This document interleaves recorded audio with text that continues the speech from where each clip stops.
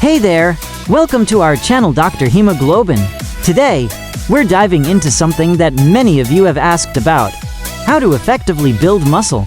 It's a journey that's incredibly rewarding, and I'm excited to guide you through it with some practical, positive, and safe advice.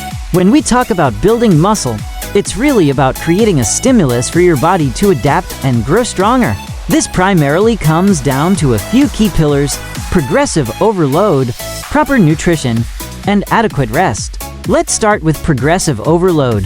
This means consistently challenging your muscles to do a little more than they're used to. Think of it like this: if you lift the same weight for the same number of reps every single time, your muscles have no reason to change. So, over time, you'll want to gradually increase the weight you lift, the number of repetitions you perform, or even the intensity of your workouts. This doesn't mean pushing yourself to an unsafe limit. It's about smart, incremental progress. Listening to your body is paramount here. If something feels wrong, it's okay to back off and reassess. Next up is nutrition. Building muscle requires fuel, and that fuel comes from what you eat.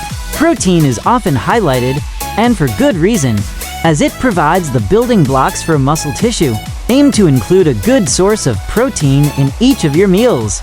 But don't forget about carbohydrates, which provide the energy for your workouts, and healthy fats, which are essential for overall health and hormone production. A balanced diet that supports your training is key. Hydration is also incredibly important, so make sure you're drinking plenty of water throughout the day. Finally, let's talk about rest and recovery. Your muscles don't actually grow while you're in the gym, they grow when you're resting.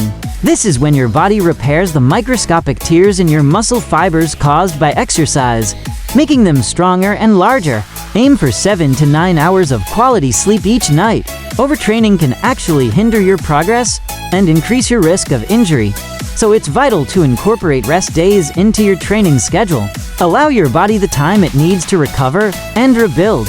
Remember, consistency is more important than perfection. There will be days when you don't feel like working out, or when your nutrition isn't exactly on point. That's completely normal. The key is to get back on track and keep moving forward. Celebrate your small victories, be patient with the process, and focus on creating sustainable habits that will serve you well in the long run. Thank you so much for joining me today. I hope this has given you a clear and encouraging path forward. If you found this helpful, please consider following for more tips and insights. We're here to support your fitness journey every step of the way.